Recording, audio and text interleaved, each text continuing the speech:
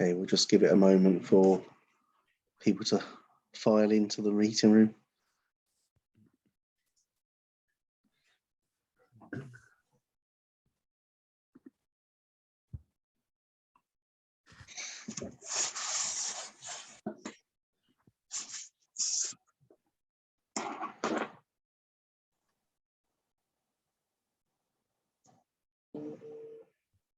Okay, I think that's everybody. I'm sure other people will join us as and when. So good afternoon, everybody, and good morning to those of you in the USA. Welcome and thanks for joining us at this ICD Code 11 roundtable. This event came about because there was a lot of discussion at the launch of the recent coroner's report about the ICD codes, and the new coding, ICD11, was launched at the beginning of the year. And when we looked at those, we saw that there is a possible opportunity here to improve the data that's collected by those codes. There's also, we looked at the example of COVID and how changes were made to the codes to make sure that COVID was properly recorded. So that's how this event came about. Quick bit of housekeeping. We have a couple of presentations, and then the panel who you can see we'll have a panel discussion. We've got a couple of kind of questions that we're going to pose. Those of you who are attending as observers, if you want to make any comments, if you make those in the chat, we'll try and bring those in during the course of the discussion. But also in the agenda, we have a section where there'll be an opportunity to contribute to the discussion. You'll hear more from me at the end. I'll just give you a few announcements around future plans for the CO Research Trust, but I'm very, very mindful of the amount of time we have. So I'm going to hand over to Isabella now, if that's okay. Thank you. Adrian, yes, thank you very much. I'm just going to convey a few apologies from Professor Shirley Price from CO Research Trust, Hilary Waring from Improving Performance and Practice, Maggie Ray from the Faculty of Public Health, the Chief Coroner's Office, Dan Edwards and Phil Burrows from their respective gas distribution networks, and Mohsen Nagavi from the Institute of Health Metrics. I will just to warn everyone, I'll go around the room to let people briefly introduce their background and how they are going to contribute to this roundtable. But just so that everyone is aware, today we're looking at the ICD11 coding for CO, and what we really expect to establish is how we can utilize them to their full potential to both aid the diagnosis of CO exposure, which we know is inherently tricky, to adequately capture data to help develop strategies and to prevent CO exposure, as well as improve treatment, and also to obviously raise awareness of CO amongst healthcare professionals and others who use the codes, so that we can look at decreasing the suffering from those exposed who have perhaps long-term issues following exposure, and to really better understand the impact that CO has on public health. The panel, everybody, by the nature of their makeup, will actually bring insight, and you'll hear how they will do this as I go around the table and ask people merrily to explain their background or their expertise or their job, whatever they feel is most relevant to this discussion. So I expect we'll have some great questions, issues that we probably haven't even thought of before, but I hope that we'll have some actions to take away to achieve the aims that we're looking for. So if I must just go around the table, as it were, I'll go around my screen. I have Steve White, first of all, Professor Steve White. Hi, I'm Steve White. I am a clinical neurophysiologist by trade, so my main interest is in EEG and epilepsy. However, I have a previous background in neuropsychiatry, and through that I've got a long-standing interest in the effects of acquired brain injury on cognition and behavior. And in this context, I've become interested in the effects of CO exposure on cognition and behavior, particularly the effects of sublethal exposure and chronic low-level exposure. And it's these aspects of carbon monoxide poisoning that I've had an interest in. Thank you. Thank you, Steve. Bob Flanagan. Oh, hello everybody. I'm a clinical and forensic toxicologist, and I've had interest in collating data via ICD codes since the early 1990s, when I worked with ONS on trying to set up a drugs database, because ICD, I think 9 we were working then, wasn't very good at looking at multiple drug problems, and it still is. ICD still isn't very good on where you take more than one compound. Carbon monoxide is, to be honest, in my opinion, a lot simpler to try to get useful data out of, because it's just the one compound. We're really interested in circumstances once people actually made the diagnosis. But I'll try and help if I can, of course. Bob, thank you. That's a positive there already. Andy Humber. Yep, good afternoon. My background, 36 years as a paramedic, serving in London. Started looking at the CO back in 2006, 2007. My main issue is correct diagnosis on the road. We can diagnose the acute high levels very easily, but it's the low level, long term, we can't diagnose properly. And once we have diagnosed it, it's getting the right treatment pathway for patients. And also it's getting equipment on all vehicles and not just on my unit. So, which is a hard battle against, we've been going for, well, since 2007. So that's my background. Andrew, thank you. Dr. Walker, Ed Walker. Hi, thanks, Izzy. Yeah, I'm an emergency physician, basically, but with a long-standing interest in carbon monoxide and trying in vain to educate doctors to be aware of the possibility of poisoning when they're faced with someone who's inexplicably ill.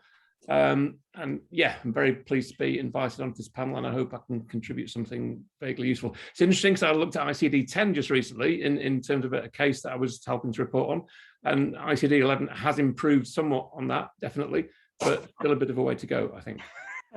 Excellent. Thank you very much, Ed. Dr. Matt Hines-Aldrich from the USA, thank you for joining us early in your morning. Sure. Thanks for the invitation. So yeah, I'm Dr. Matt Hines-Aldrich. I currently work for a group called American Association of Insurance Services, which doesn't really have a good comparable in the UK. So we work, we're a not-for-profit organization. We work with approximately 700 property and casualty insurers across the US.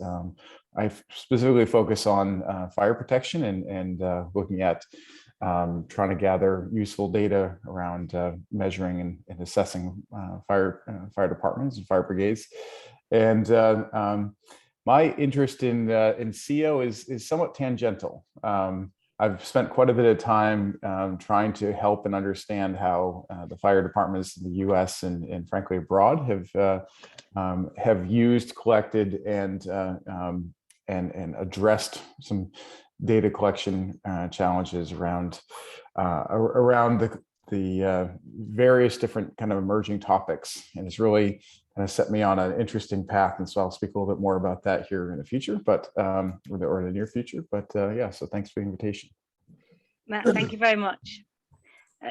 Claire Harmer, welcome. Well, hello, thank you. Yes, my name's Claire Harmer. I'm the Chief Executive of SANS, the Stillbirth and Neonatal Death Charity. We obviously have an interest in carbon monoxide in terms of its link with perinatal mortality.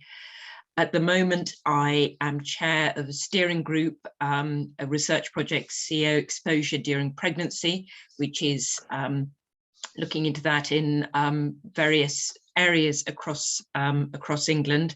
I'm also co-chair of the Smoking in Pregnancy Challenge Group, which is linked to the project on CO exposure during pregnancy. And I think this is an under-acknowledged area of risk and potentially a significant modifiable risk factor that we should be looking at and addressing. So thank you very much for having me. Excellent, Claire, we're delighted to have you, thank you. Peter Bothmer. Hi, I'm an intensive care consultant, and I have an interest in hyperbaric medicine, where I first met the most sick carbon monoxide poison patients that we used to treat. I'm nowadays also a medical examiner working with the coroner in Norfolk, and we still have maintain an interest in carbon monoxide poisoning in our daily practice. Excellent. Thank you very much, Peter. Ewan Sandilands. Hello, good afternoon. Is my camera working? Can you see me? No, we can't see you, but we can hear you. I'll keep going anyway. It should come on in a minute. I'm a consultant toxicologist with the UK National Poisons Information Service, and I am the director of the Edinburgh unit, and we have clinical responsibility for ToxBase, which is the national advice database for health professionals in the UK dealing with poisoning and therefore carbon monoxide. And I chair the National ToxBase Editing Committee, and so obviously come from that angle. That's my background. Ewan, thank you. Rebecca Close. Hi there, I'm Rebecca Close. I'm environmental epidemiological scientist at the UK Health Security Agency. Been working with UK HSA now for a number of years, which was previously Public Health England, working on carbon monoxide as well as other areas of interest. And I'll be presenting some work shortly that myself and Robert Flanagan and others have been working on. So thank you for having me, and I look forward to presenting later. Thanks. Becky, thank you very much. Jason Aversano, another early riser. Yes, thank you, Izzy. Thank you. Hi, everybody. My name is Jason Aversano. I'm the president of Covida, which is the US partner of Bedfont Scientific in the UK, which many of you are familiar with. Together, we produce a line of breath carbon monoxide monitors. And one of those lines is specifically focused on CO poisoning. And I've worked with Izzy for the last few years. We've had a very great working relationship here in the US, working with fire departments and hospitals. A great collaborative effort together. And I'm very happy to be part of this roundtable to discuss this topic and learn more and hopefully contribute some to it. Jason, thank you very much indeed. Catherine Grindon. Christ, sorry, I forgot your. Oh, no worries. It's a crazy last name. Yes. So my name is Catherine Gaindon-Kezis, and I'm the head of the indoor air section here at Health Canada, which is the Federal Department of Health for Canada. Carbon monoxide was one of the key indoor air contaminants that we deal with. We have residential indoor air quality guidelines for CO, and we've done quite a bit of work related to low-level CO exposure, including working with the Canadian Standards Association, which is like UL kind of thing, where they standards for CO alarms related to low-level detection. We have worked on monitoring and response for low-level CO in long-term care facilities. And a lot of outreach as well goes on at Health Canada, from retail campaigns to other public opinion research and everything to convince people to take CO seriously. So I appreciate being invited today. Thank you, Catherine. And obviously that's everything we needed sort of wrapped up in one bag for Canada. So thank you. Excellent, thanks. And last but not least for the moment, no, not last, someone else has joined, Shane Lyons from EI. Shane. Activate my mic and camera there. I thought I was going to be anonymously in the background, Izzy. Sorry. Yeah, Shane Lyons, EI Electronics. We are an Irish-based manufacturer of smoke and carbon monoxide alarms. Our products are mainly sold through the professional channels, so you won't see them that frequently on the retail shelves, though you do see them from time to time in DIY channels. All our products are manufactured in Ireland, and possibly in terms of our carbon monoxide alarm, we're unique in having an app that is free, can be downloaded to your telephone, and if your carbon monoxide alarm has a little telephone symbol on it, you hit the button 3 times and you can find out exactly what the ppm levels the alarm has detected have been in the property. Excellent. Thank you very much. I think that I'm just checking I haven't missed anybody, Adrian, because I've suddenly got two screens. I don't think anyone else has joined. So hopefully to our audience, you see what an amazing panel we have here of people who are long-standing and actually very distinguished in their fields. And this is, we're really grateful for all our panelists for attending today.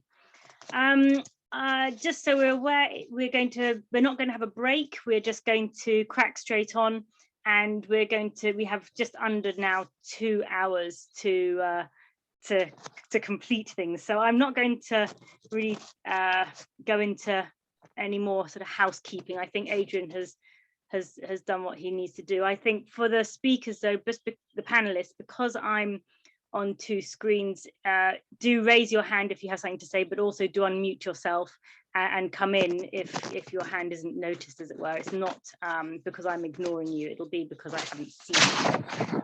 Right. And also, obviously, just at this stage to say thank you to Baroness Finlay and the CO Research Trust for hosting this roundtable and really driving the impetus to get this important and really long-awaited discussion moving forward. So thank you very much indeed. Now I'm going to share my screen and just provide some background to this. There we go, everyone can see that. And I shall just go into slideshow mode. There we go. Okay, thank you. So really this is an acknowledgement to Donna Pickett from the CDC in the USA, who has provided some of the information that you're going to see here. So ICD coding was started really back in the 1900s, and updates have occurred approximately every 10 years or so, and each of these updates have sort of a minor update occurring in between. These data include mortality statistics that are associated, now with the environment, non-communicable diseases, and it really provides us with this opportunity for the identification of reportable events, of which CO poisoning is one of them. Certainly in the UK, when there is a suspicion of poisoning by CO in the case of a death, these have to be referred to the coroner, and then any domestic or workplace investigation is then undertaken by the health and safety executive to provide further information on how that event might have taken place. Morbidity statistics have historically really been more associated with data that's provided by surveillance systems. And we'll hear more about sort of the gathering and merging of data from Matt later. But in the ICD11, there is a greater focus on the collection of morbidity, and that's, I think, very important for us here today. Also, it helps with really contributing to the UN Sustainable Development Goals, and this therefore embraces the element of CO poisoning that is associated with, for want of a better word at the moment, sort of the levelling up and the social aspect and side of carbon monoxide, as well as the health side of things. And obviously the information helps with clinical and also the basic scientific research and the improvement in that area regarding carbon monoxide, which is what we're talking about today. However, what is interesting is that papers that have reviewed the global burden of disease for CO poisoning over the years really have probably most recently concluded that the burden really remains stable, and that the number of fatal outcomes and the number of patients that die has declined. And we've known this for some time, and this is good news.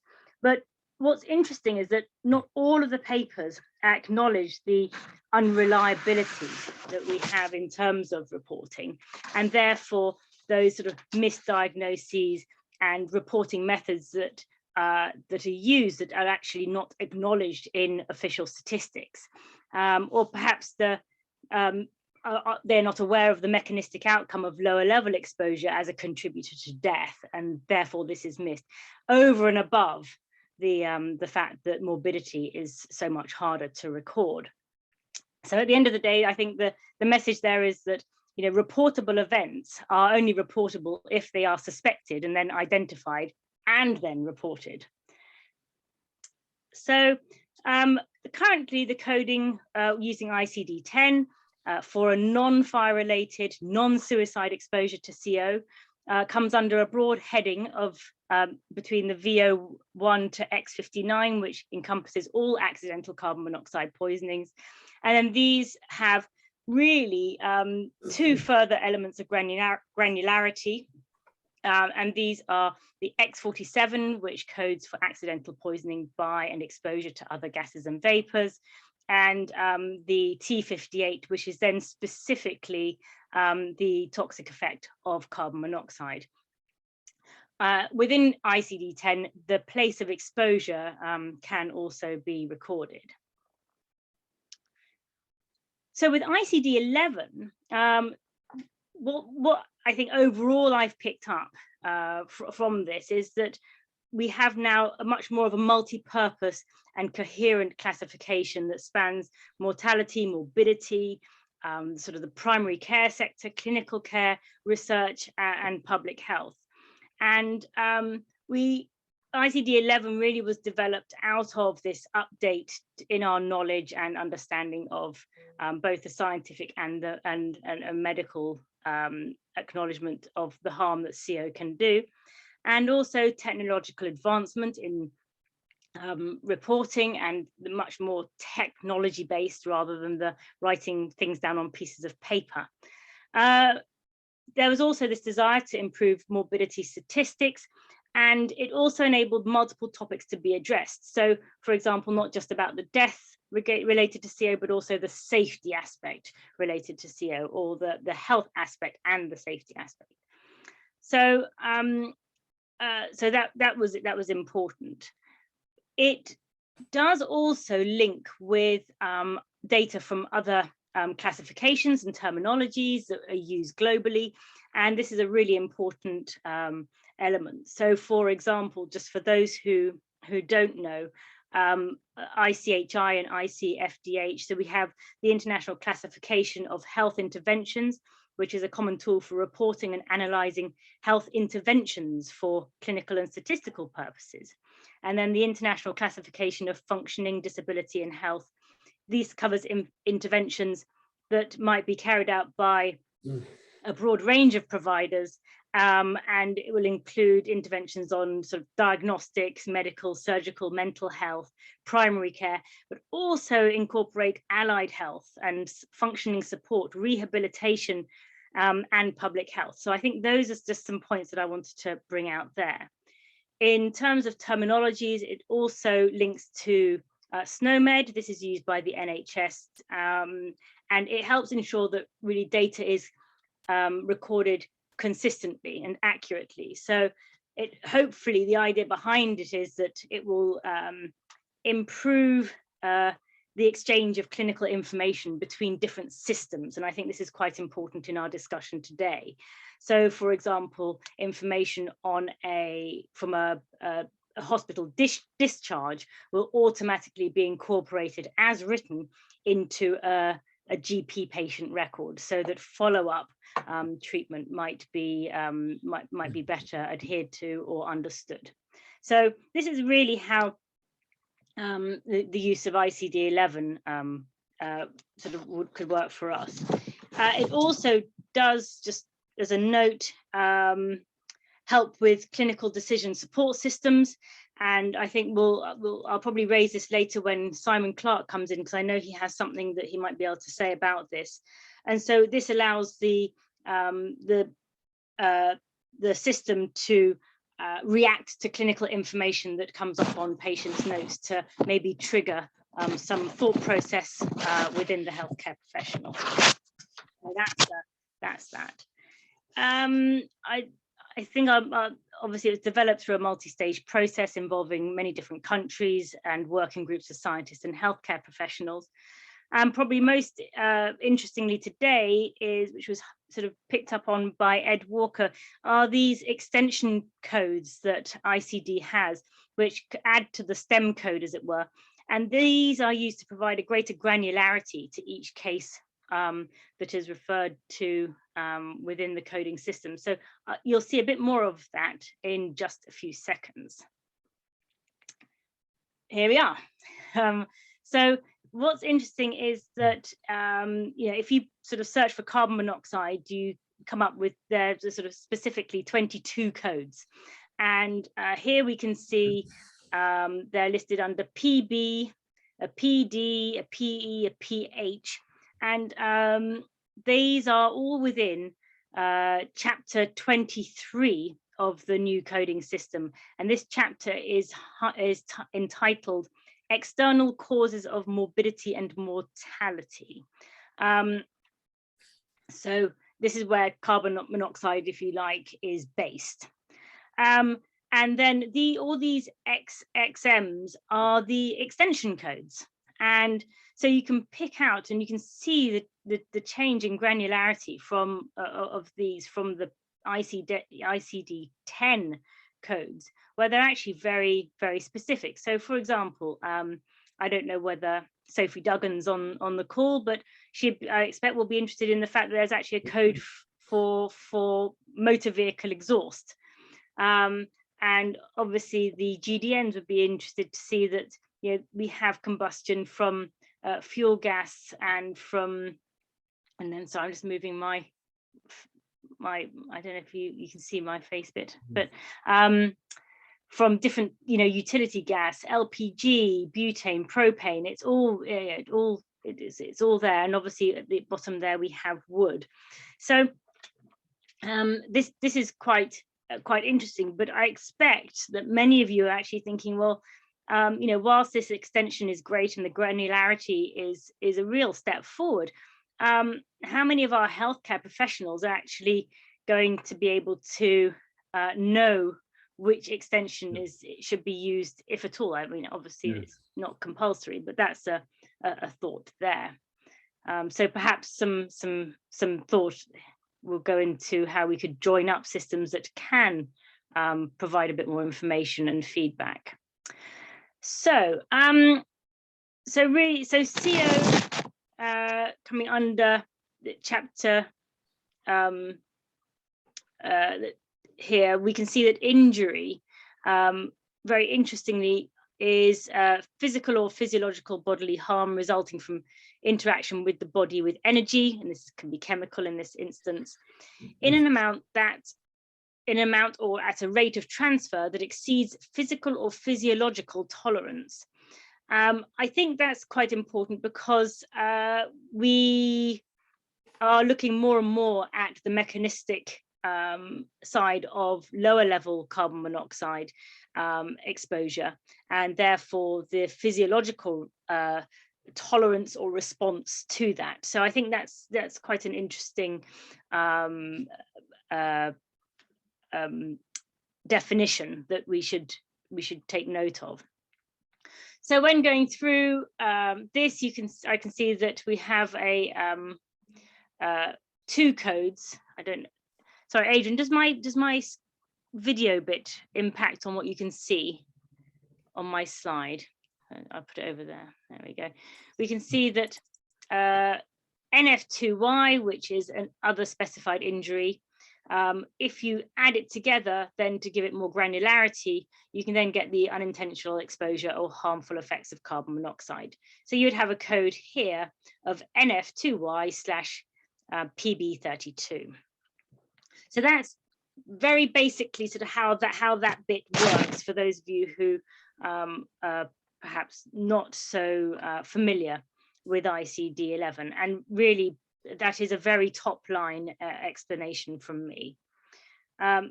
However, in pregnancy, this is a little bit more confusing, I found at first, because if you look under chapter 18 for pregnancy, childbirth, or the puerperium, they have an exclusion, first of all, which is to do with any injury, poisonings, or certain other consequences of external causes. And that therefore includes our chapter 22, and we are referred to chapter 22 in this sort of a situation. However, within chapter 18, we can find that there is a category which relates to the maternal care related to the fetus, amniotic cavity, or possible delivery problems. And if you work your way through this, you get to JA86, which will look at the maternal care for other known or suspected fetal problems. And JA86.2 refers to maternal care for signs of fetal hypoxia. But that is as far as I got. And I wasn't able, for some reason, but this is just me doing a test run, to marry up, as it were, as a joint code, the JA86.2 and anything referring to carbon monoxide poisoning. Now, whilst this might not, maybe it could be a problem with the way I've done it, and I'm not a medic, but it was something that then raised suspicion and queries in my mind. Excuse me. So, so there's just a little bit of background to the code, and I'm going to stop sharing there and just ask if anybody has any specific questions relating to that.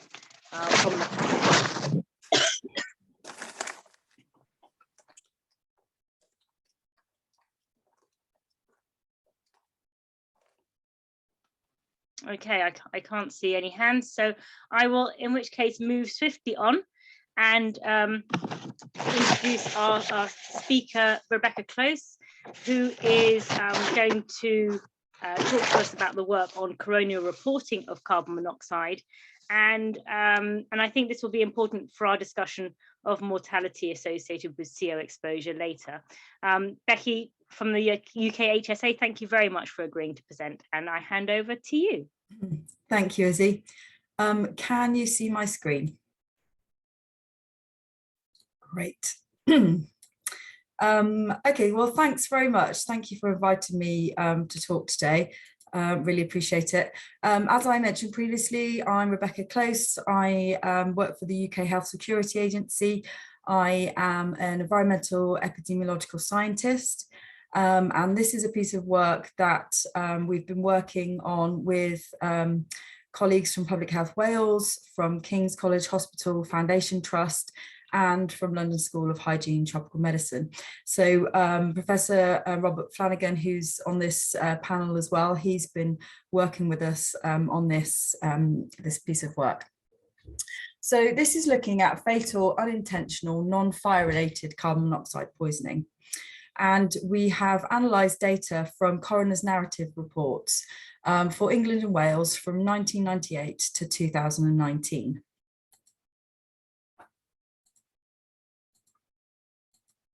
So the aim of this work is to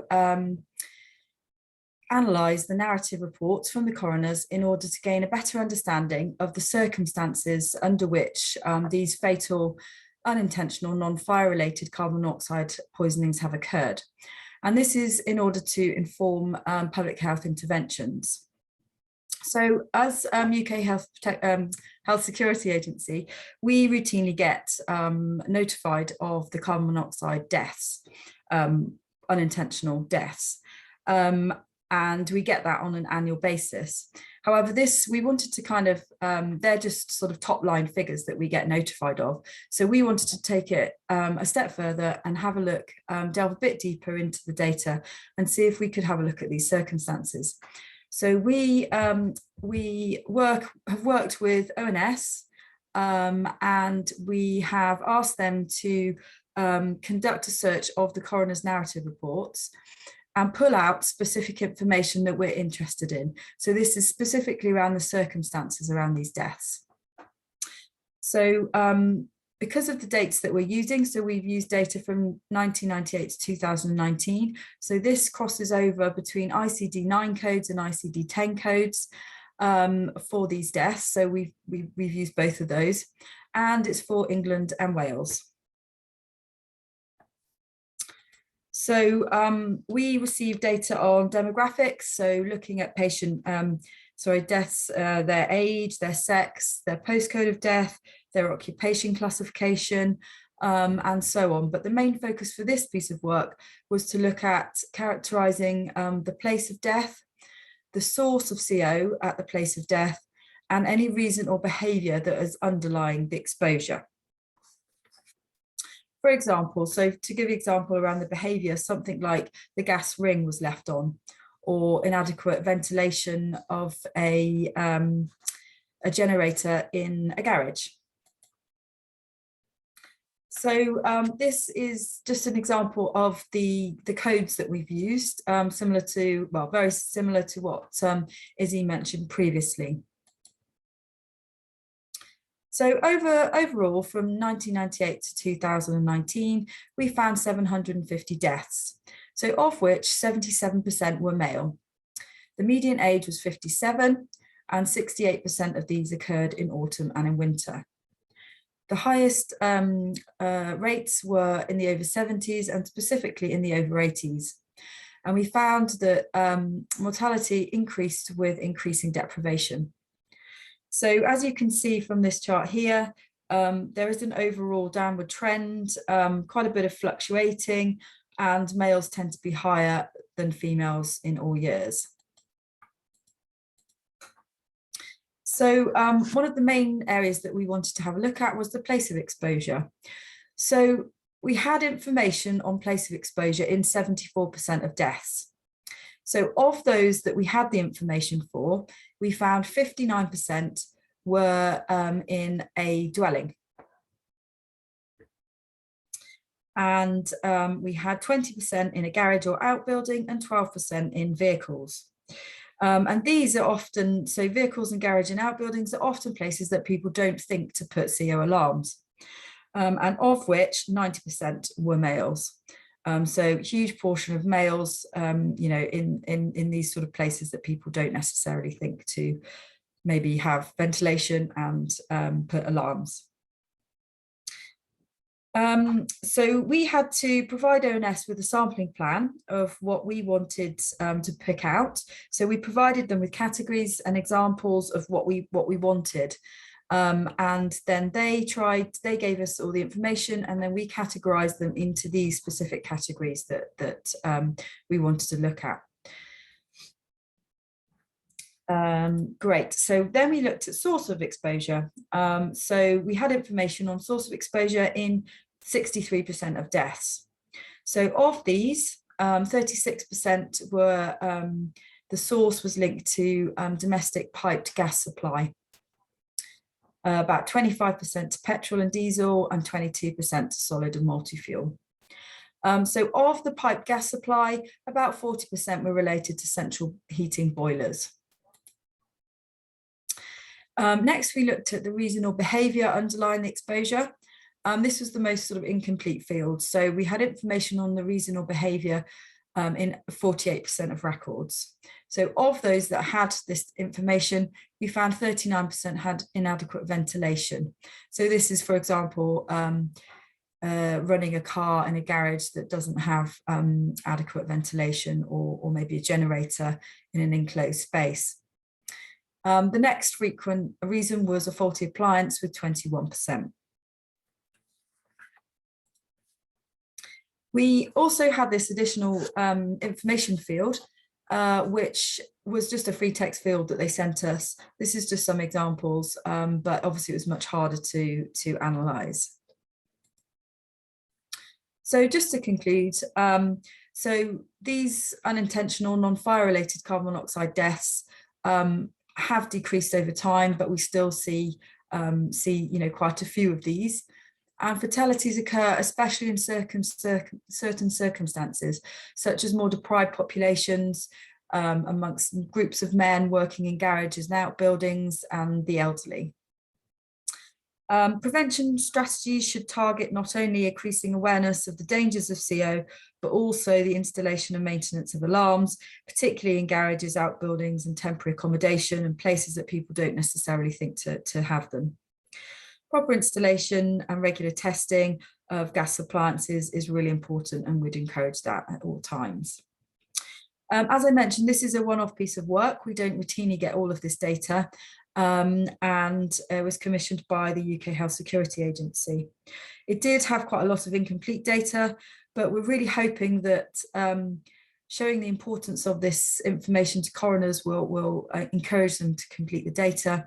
And what Izzy has just mentioned, hopefully going forward, we will have a lot will be coded by those STEM codes that we can analyse and pull out, as long as obviously it's completed. So we do feel that coroners do have a very valuable role in documenting these circumstances.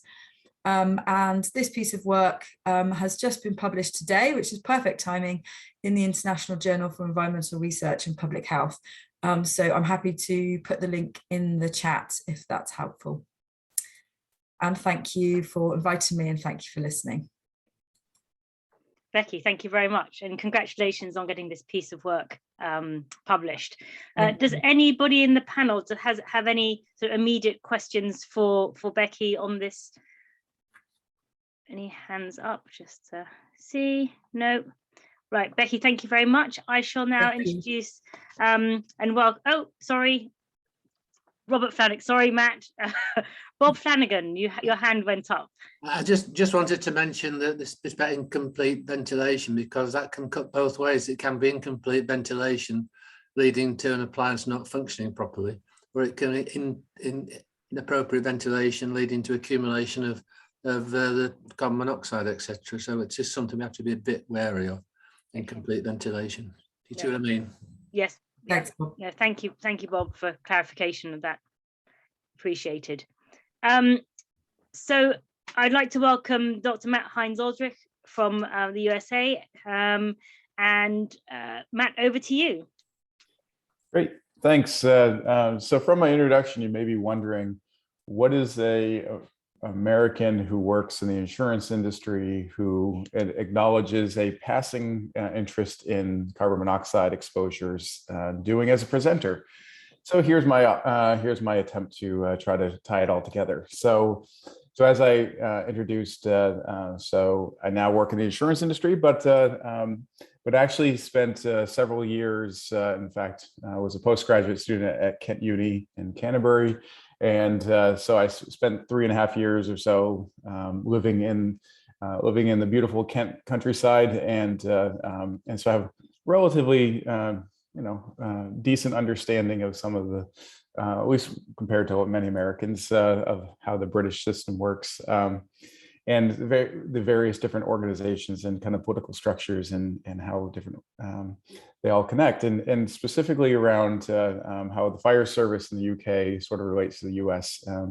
But that's really not my reason for being here today. But let me get to that. And so I wanted to kind of share a little bit. And so my time at Kent Uni, I was a PhD student in sociology. And so by training, I'm actually a qualitative sociologist and social scientist, but I'm now referred to as the data guy. And the reason I bring that up is because the way I'm my interest, if you will, and some of the focus around data goes squarely back to the least data part of the equation, which is people. And the people and the organizations that create the data, that utilize and analyze that data. And so I think as we try to figure out how best to get greater clarity around the various causes and frankly just the scope of the carbon monoxide problem, the challenge is that the data is held from a number of different organizations, and the data is created by a number of different people. And so I'm not sure if everyone's had a chance to look at the chat, but David Wood had posted something that I'm going to come back to a couple times, and I couldn't have teed it up better. So if you read his little comment, I think hopefully that will kind of segue into kind of my focus around kind of what we're going to talk about today, is that so as we start looking at both creating data models and using data models, and then we get really focused on what we can do with that data in terms of the analyses and greater specificity, if you will, in terms of the way in which the data is coded. And the other comment, of course, from Ed Walker around that some of the codes are pretty dated. In fact, I actually had to look up what water gas was. So I learned something this morning. And so, but as we start getting into this kind of really refined specificity, there's kind of this this ever increasing desire from a methodological or research and analytical standpoint to try to get greater granularity and more nuance, and so we can actually make these really important findings and analyses. The challenge is sometimes we just kind of take for granted where that data comes from, how it's gathered, what the motivations of the people that are creating that data is, and more importantly, that particularly for a topic like CO, where it kind of overlays or falls in between a number of different disciplines, there is a number, to really understand the problem, we need information and insights and data from lots of different entities. So obviously the National Health Service and the ambulance service is a key part of that. So separating that, the ambulance service as part of NHS and then the separate NHS, those are two major entities, and they're obviously very involved with medical coding. But then of course we have the utility and the folks that are doing looking at that are getting calls for perhaps utility leaks or what have you. And then you have the fire service, and all these different entities create, they have their own systems, they have their own databases and what have you. And so there's a lot of similarities into stuff that I've already done. And so that's kind of, I think, where why I was asked to speak a little bit. And so I wanted to provide a little bit of background in terms of some similar projects and some of the challenges we ran into in doing so. So in recent years, I led a federal grant funded initiative here in the US, trying to figure out a way to standardize and consolidate data from various different fire departments and other organizations that do what is often referred to here in the US as community risk reduction, or sometimes just known by its acronym as CRR. So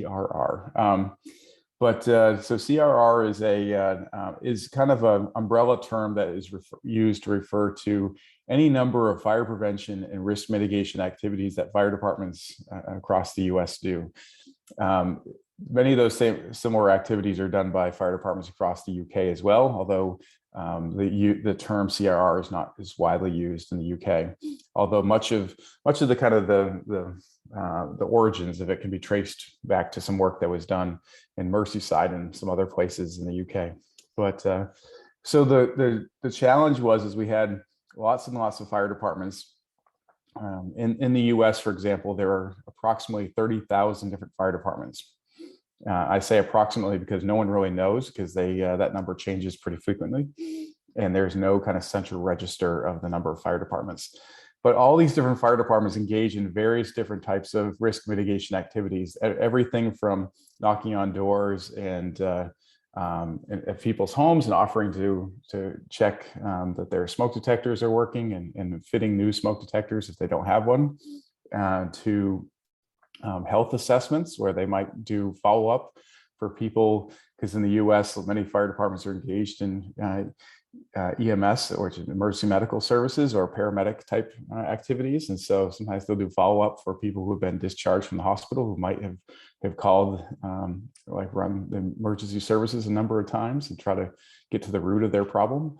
They also install car seats for children, to make sure those are adequately installed in people's cars, to make sure that new parents know how to install the car seats, so that we provide young kids with that level of safety, and everything in between. And there also a lot in the Western states, they do a lot with wildfire mitigation, trying to ensure that homeowners are trying to reduce some of the fuel, which is vegetation that's around their home to try to reduce the threat of wildfires. So there's just an endless list of activities that fire departments do.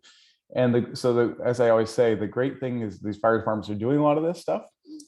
The good thing is the vast majority of those departments are then documenting it. The real challenge is that there was no consistency in how they were doing that. So we were trying to come in after the fact and saying, with 30,000 different entities, how do we get some consistency in that data? And so there was lots of different systems that they had all created themselves, or that there was some SaaS.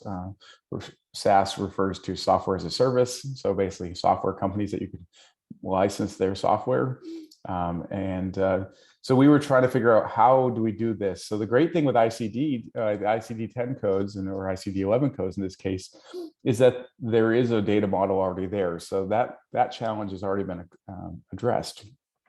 But the problem remains that, sometimes we can lull ourselves into thinking that, well, it's just an easy matter with ICD-10 or ICD-11 codes is to think, well, if the data model's been developed, well, we just need to follow the rules. We just need to get everyone to know the codes and choose the correct codes. But again, I'll come back to this point here in just a minute, that people are the challenge, and people, frankly, in some cases are the problem. And there was a separate project that I was involved with for inspection, testing, and maintenance, which is for fire protection, otherwise known as sprinkler systems. And it was the same challenge, where there are thousands of different independent contractors who do this regular and routine testing and maintenance on fire sprinkler systems. But again, they're collecting this data in different hundreds, if not thousands, of different formats. And it makes it virtually impossible to be able to develop any sort of consistent understanding based upon that. And so we spent quite a bit of time, and what we realized very early on was that when we're going to try to link systems, rather than trying to create a single unified data model and data code that everyone has to agree upon, because we knew that was just not going to happen. We knew that if we tried to create a consistent data model after everyone had been doing these activities for years, there was too much challenge and that was going to and too much pain that was going to go in the process. And so it was going to basically be real difficult to get everyone to agree on a consistent model. So what we really focused on was a more graph-based approach. So not want to get too much into kind of advanced data topics, but we utilized something called the RDF graphs, so Resource Development Framework. It's a way of linking data. So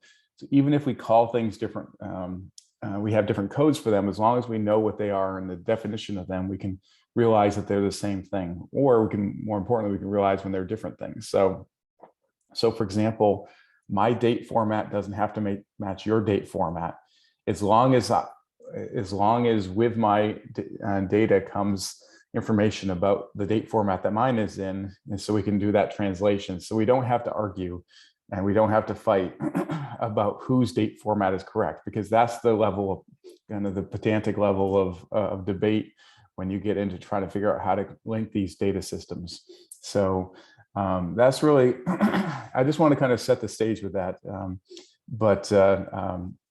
That ultimately the challenge with this really comes down to people, that we can create the world's greatest data model, and there's lots of value in the ICD-11 codes, and it gives us really granular specificity.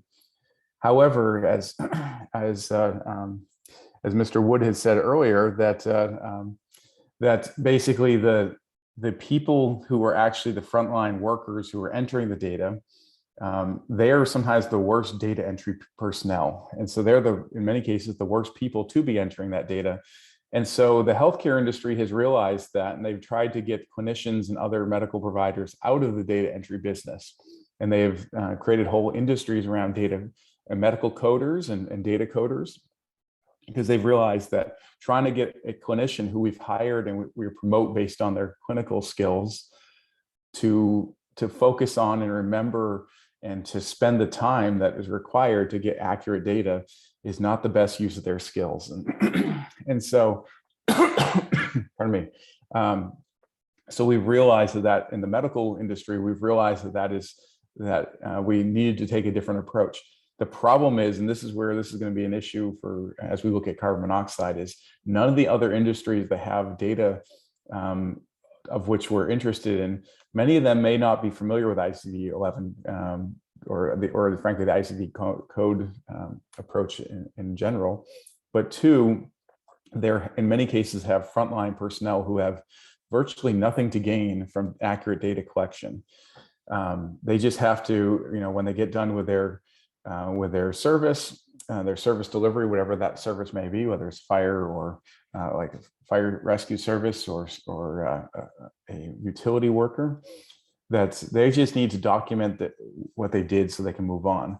And so they have the least to gain, but they have the most valuable and important role in the data collection process. And that is where, unfortunately, many of these initiatives fall apart, is that we can create these really important and really fantastic data models, but we don't understand, and we kind of often ignore the important role that that the people who have the least to gain play in that. And so I just wanted to kind of set that stage, and as we focus on and we really figure out how best to do this, I think it's important to not get so caught up on looking at the nuance of the data, but actually let's think about the downstream, or actually I guess it would be, in this case, would be upstream effects of how does that information being collected, what value or what emphasis do they place on quality assurance and ensuring that the data is actually being correctly identified and encoded, and then do those other entities, do they use ICD-10? Are their systems configured to make sure that they're coding it in the same way? Because in many cases, the answer is probably no. So we're probably going to have to do some translation and some connections. So I think I'll leave it at that. Again, I appreciate the opportunity to speak, and happy to be here for the rest of the session. Thank you. Thank you very much indeed for your really helpful and insightful introduction to the whole fiasco of data, but you've given us somewhere to start, so I think that's really important. Just before I open up the discussion, would anybody like to ask Matt a particular question related to what he has just presented? Righty-ho. Well, thank you. And really to start the first part of the discussion, I've kept this fairly broad because we are such a broad church here, and CO, as we know, hits so many different aspects. So really the discussion areas are just to give us some sort of guidance and try and steer us in a little bit of direction. The first is really to look at the new codes in relation to specific exposure scenarios, and really it was just to look at the granularity. I think we're just sort of starting small and we're moving big within this discussion. Do we think perhaps whether the extension codes are a help or a hindrance to the whole situation? And it's a help for who do you think it might be a help for, and for whom might it be a hindrance?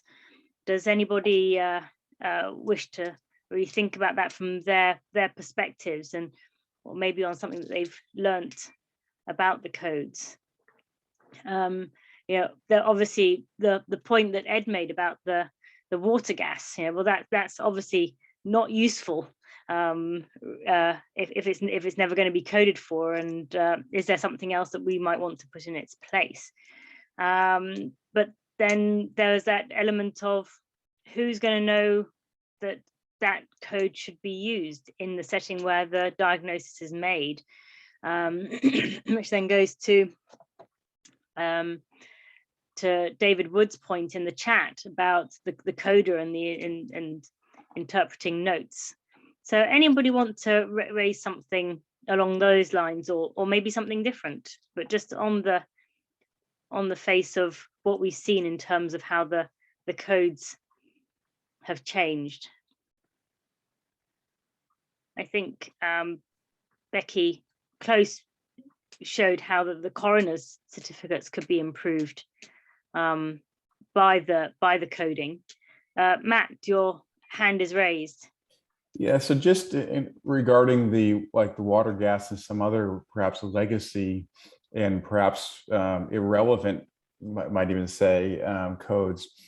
I think there's, in many cases, we tend to keep legacy codes like that. Yeah. For backwards compatibility. So for example, if you are going to try to do, say, something like a 30-year retrospective study, would be important to, if nothing else, to reserve that number. So okay, that way you don't accidentally say, for example, we kind of said, oh well, that's obsolete, so let's give that another, like if we were to give it a new meaning, then if you did some sort of historical analysis, you might put apples and oranges together and then not realize. So I think sometimes they just leave those codes like that for that purpose, even though they're completely irrelevant and not utilized anymore. Yeah, no, thank you. I suppose it also helps to see when historical occurrences, as it were, start to rear their head again because of maybe certain behaviors, that sort of thing. So I suppose they then suddenly don't become obsolete when we thought they had become so. So thank you for that. And anybody else? How, Becky, you said about the improvement on the coroner certificate with this granularity. I think also what's important to make clear is that a lot of the information that Becky had at her fingertips was because the work you were doing was had UK HSA behind it, and you could actually ask for these reports. They're not actually available. Yeah, that's right. Yeah. So, Claire Harmer. Claire? Yes, sorry, just as I was unmuted. Yes, I was just sort of reflecting on the fact that when you've got obviously the coroner's report, you're more likely to be able to give that level of granularity. But if you're looking at morbidity as well as mortality, that level of granularity may not be available, and you possibly run the risk of the data not being either reliable or valid, it being either left out or just whatever comes to hand being put in that's roughly in the right area. And I just wonder if that will then skew the data, and if it was broader, you might actually end up with a better data set than forcing people down to a level of granularity that isn't there for morbidity. Yes. Thank you. That is a very important point about actually getting better data with less fields to fill in. So thank you. Ed Walker. Yeah, hi. I guess I'm just following up again on David Wood's comment about the accuracy of coding, because that's what it all comes down to. Yeah. I hesitate to say this in a room full of epidemiologists who know a lot more about it than I do, but I'm pretty sure the original work for bicycle helmets came out of Australia because they coded so well, and they coded head injury as a result of falling off a bicycle, and they code down to that sort of level. And I think certainly in the UK we are way behind on that. And some of the coding that I see after patients that I have seen and discharged, and I happen to look at their notes later, and I see how they've been coded, bears very little resemblance to what I thought was wrong with them. And just one other point, with Rebecca's work with the coroners, I just wondered if there was any, if she'd come across any, they used to call them Rule 18 letters, but preventing future deaths letters that coroners will issue if they think something's gone wrong that could be prevented in future. I just wondered whether Rebecca had come across any of those during the survey, because if a coroner issues a PFD letter, then things tend to happen because it has to be acted upon in a certain length of time. Thanks, Ed. Thanks for your comment. We didn't come across any of those, but it might be because we didn't actually have access to all of the raw data. It was ONS that had the actual data. So we just asked them to pick out the specific fields for us. So we didn't, but that's an interesting one, and maybe going forward we could have a look into that. Thanks. Thanks. Bob Flanagan. I think coroners might be a bit reluctant to issue this sort of letter in with carbon monoxide, because they could write one for virtually every accidental carbon monoxide death they come across.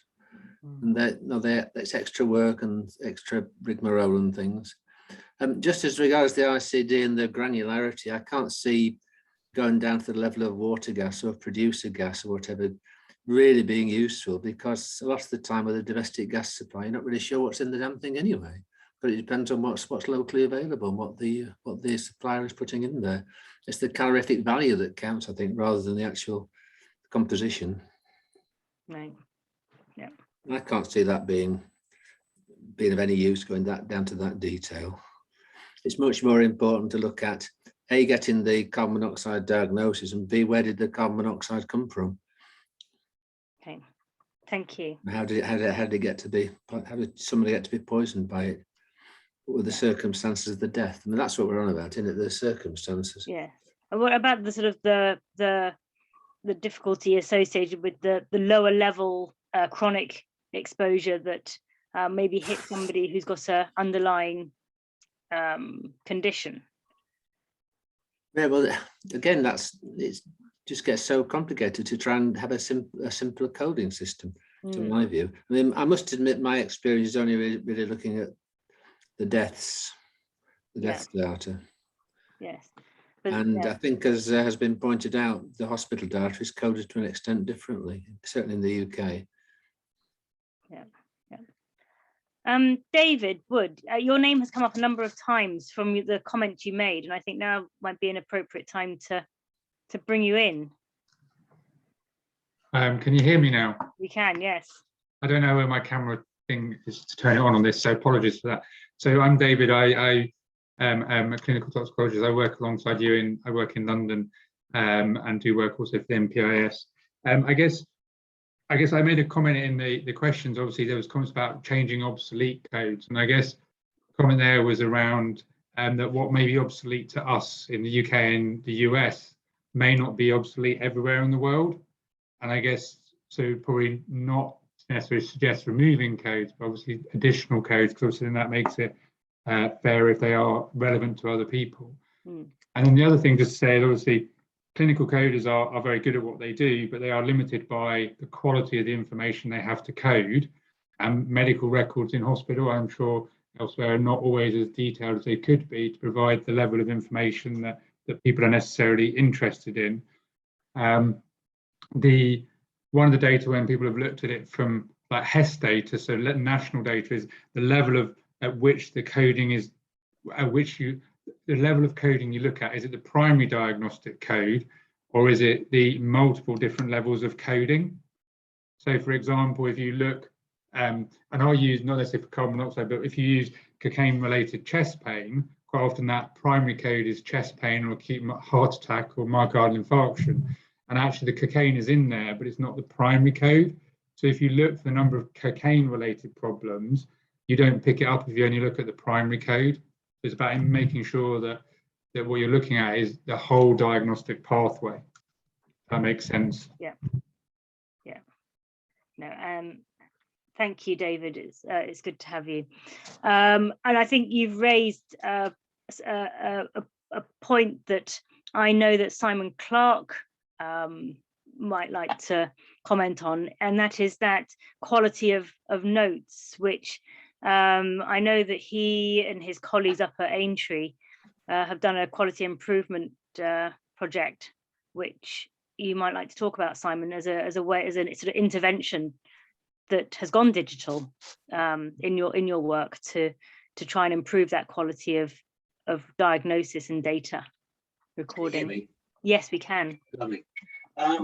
Yeah, it's just the usual nuisance with coding. You have to, if you're trying to identify patients, and we did ours by non-traumatic headache. It just involves a lot of work. You have to trail through lots and lots of cases because of miscoding. A good third of our the patients that we identified by a fairly convoluted data strategy turned out to be irrelevant. They had no headache at all. or they'd had it hit their head, it was traumatic headache, usual sort of things. So yeah, I've got to say though, coding in A&E tends to be done by the clinicians at the end, just by you have to click on a certain words. Now they're not necessarily these ICD, whatever it is, codes. They're usually a locally generated thing, and then someone somewhere in coding will put them into the international classification.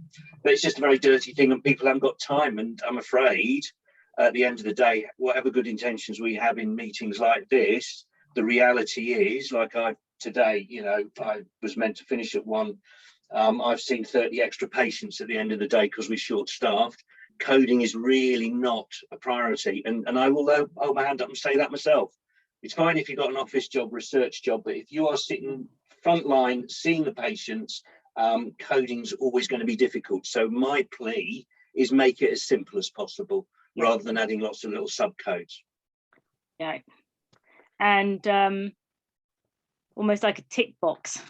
It has to be. It's got to be easy. It's got to be easy, because it won't. Otherwise, it literally won't get done. And I've seen it where some of my colleagues have had files of patient notes waiting for them to do the coding and do the letter to the GP. So there's got. I'm sorry to sound a bit of a down note, but as probably the one representative in primary care now, as well as having been in A&E, it's just not going to get done very, very well, I've got to say. Yeah.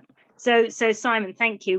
But I think it does go somewhere. I think you might have missed the very beginning bit, which showed that ICD-10 is trying to really be able to link neatly with SNOMED, so that the work can be easily transferred into primary care as well. That's the example. Well, primary care emergency departments, it's a key thing, and I'm the first to acknowledge that I wish it was easier so that we could get more reliable data, but I just got to say at the moment, and for the foreseeable future in the NHS, I don't know what it's like in the States, it's I don't think it's going to happen very easily, I'm afraid. Right. So I'm going to bring in Andy Humber, our paramedic, because I know that, Andy, you have a lot of issues in terms of the sort of the handover notes, and where you are in a position to have identified CO because you tend to do it more than anybody else. You're at the scene, you can get good measurements. It goes in notes and they seem to disappear. Yeah, I mean, things have changed over the last couple of years, because now we've gone electronic. So we don't, our handover is all done electronically now. So it goes on our ECF. They do a normal handover to the staff of the hospital. But unfortunately, the staff don't read the ECFs anymore. Where we have paper copies, it was easy. Hand paper to the staff, they read it, take it in, and it goes into the paper notes. Now the ECF, the staff have to go to the computer, look at the electronic copy and read that. It's not happening. So it's almost as though the patient starts from ground zero once you hand them over. Yeah, we need some sort of system. Again, working with our IT. Whereas our coding for carbon monoxide is 99. It then flags, like it does with MIs, like it does with strokes. It flags within the ED. Right. The only problem is with London, we're the only ones with a CO code.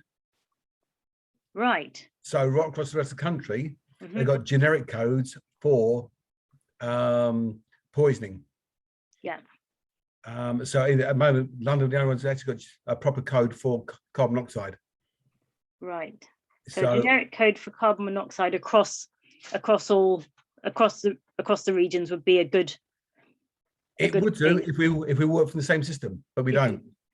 So our electronic forms, they're not all the same. They work different systems. We're working Cleric in London. I think doing the Southeast Coast do exactly the same. Northeast have got a different system. Northwest got a different system. So that's the problem. We haven't got this. We're not working using the same systems. Right. Okay. So that's something to work on from Matt's project and his systems compatibility area. Yeah. Oh, very much so. But it's The electronic forms are a new thing to London now. We're 2 years in. Okay. And now we're on the 3rd, 4th generation. Okay. So things are changing, but getting into the realms within the committees to get them changed will take time. But yet again, it's down the hospital to get into and look at the flags. Yeah, yeah. So I suppose bringing in Simon's the QIP, which had the flags on the electronic records of those that actually had headache from the triage. Was that Simon Clark? That was something that worked for you in terms of what was useful in terms of the change to sort of electronic systems on the QIP. Yeah. Yeah, but we didn't use the international codes. We just used the local code and looked for the term headache. Yeah. And then did a series of other bits like excluding trauma, injury, type of thing like that, laceration. So it took a while. It wasn't an easy thing to do. Right. But once it was set up, what we did was then just send that our literature or a kind of literature search strategy to the coding department, and they just send us a list of patients. Okay, so there's the sort of I get the feeling of it's slightly quicksandish, but there's a feeling that we could there's some work where the local codes and the ICD codes might be able to somehow come together to enable this sort of better use of the codes. And but if we used the international codes, it would then be something that could be done across departments, and you could compare what's happening across departments on a national, regional level, whatever. I don't think you can do that so easily in the state of coding and the NHS IT infrastructure at the moment. Okay. It'd be lovely. It'd be lovely. The dream would be, yeah. I think we could all probably write down what the dream would be, but we need to stick with the reality. Yeah, it's possible. It's just a lot of work. Yeah, a lot of work, and it's a lot more work than it should be. This should be easy.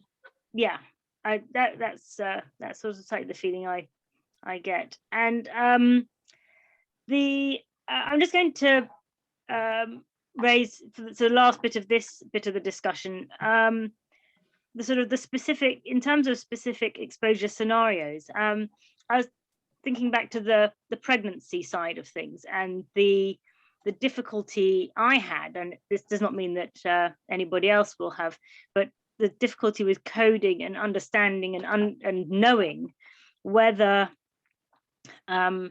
you could directly associate the CO from say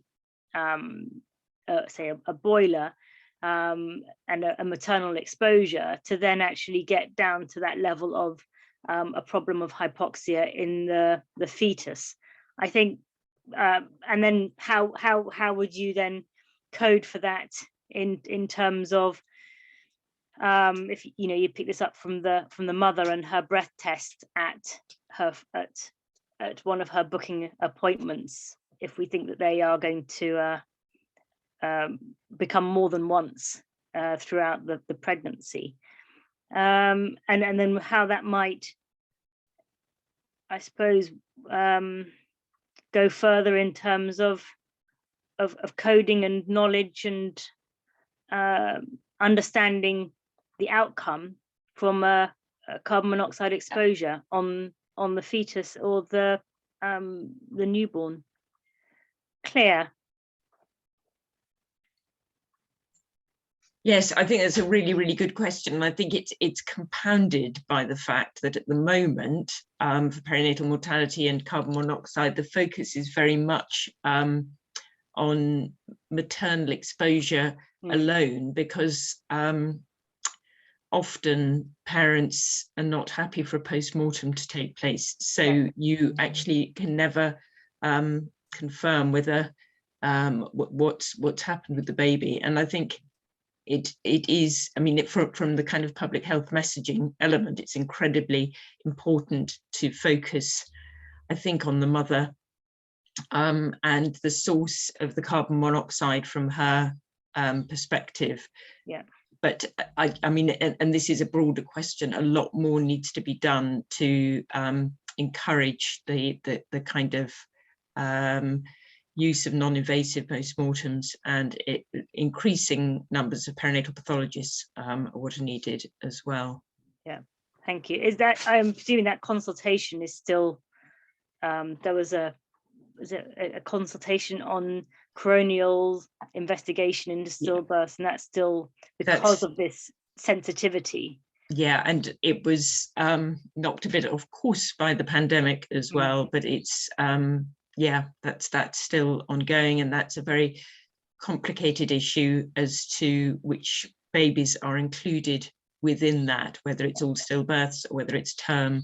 And actually there is, you know, an argument for, you know, late miscarriages to be included as well, because, you know, that middle trimester is very, you know, important and vulnerable. So, yeah, it's just, I mean, what struck me, I think, from what you were saying about the chapters, I was going to kind of raise this in one of the other areas as well, about the chapter being confusing when it came to pregnancy, is that this is endlessly what happens with mothers and babies, that they're not actually considered or prioritized, that they're kind of tucked in at the end as an afterthought, partly because everyone is so worried about, you know, and we see this with vaccinations and you know, medicines during pregnancy as well, that everyone is sort of would rather not get into that space, so just tucks it to one side, and partly because they're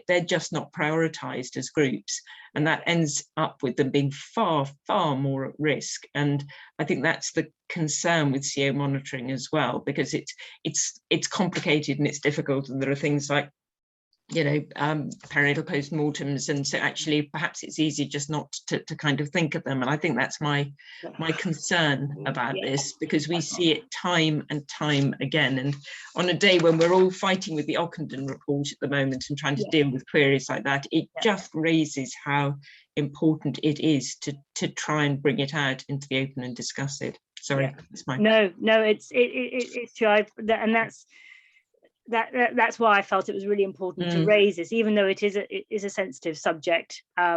It doesn't just go from the situation of that mother and baby. It is then, if there is a miscarriage, it's then the future baby, exactly, etc. So it's again, it's something that could be stopped, and very much an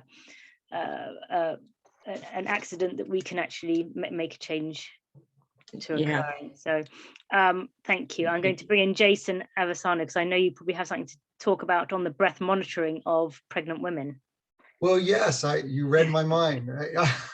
You stole my thunder. But I was going to say, you're probably aware, and I'm not sure if the other panelists are aware, but there is you know, from a morbidity perspective on pregnancy, there is an algorithm now where you know, we can estimate fetal CO, and not just us. Many CO monitoring manufacturers are using this now, you know, that is widely used in many perinatal smoking cessation programs, to give mothers feedback, and the clinician feedback on the fetal CO levels in addition to the mothers. Which is great, because you've got a system where you can say yes, but then you need the information. What information do you provide? What backup is there? And how do we then reduce anxiety and or changes in behavior that might not actually be compatible with a successful outcome, because you change the risk. So, I mean, I know that we're sort of talking about ICD codes and stuff, but it's one of those things that just, you know, it perpetuates other considerations. But I think the fact that you've just highlighted the fact that in the US you probably look much more at the estimation of the fetal CO, rather than just relying on the mother's exhaled level, to provide an indicator is really important. Yeah, I mean, we've been talking about the utilization of these codes, but I think, Izzy, as we've worked together on, awareness is such an important factor. I mean, most of the physicians we've spoken with thousands of physicians across the US, and I think, beyond coding, just awareness of CO, you know what I mean? I think a lot of physicians are under the impression that they don't see it that often. Yeah. And so without proper testing, it's hard to get to a diagnosis and then to a code, right? So yeah. These things help us get to those places more easily. But anyway, that's great. Thank you. Simon, your hand is up. I'm sorry, I'm on split screens. I couldn't find the cursor for a minute. Sorry. That's okay. I'd be really interested. I mean, this is such an important issue. The guys that really have had a lot of experience in using coding for what we want, which is to inform research, inform policymakers, is the MPIS. How does David, I'd like David's opinion, how do they get around all these issues in terms of picking up the coding? And also, would it be worth having and some sort of NHS IT representative on this group? Because they know the hands-on how the system works, stroke doesn't work. Yeah, we did try to get hold of somebody from UK Digital, NHS UK Digital, but they're unable to come. And but couldn't they work Zoom? But Ewan, might Sandilands might be able to shed some light on what MPIS do, and I mean, they're the guys that have had so much experience. And they've got the expertise, and they're almost effectively the tertiary referral centre for these sort of people clinically. They're the key. They're the key, I think. I mean, my interest, obviously, with the QIP is to try and improve frontline doctors' awareness, and this is seen by most clinicians as small print compared to sepsis, compared to cancers and all those sort of things. But that's my issue to try and work around. But I'd be just really interested with the information that is finally obtained.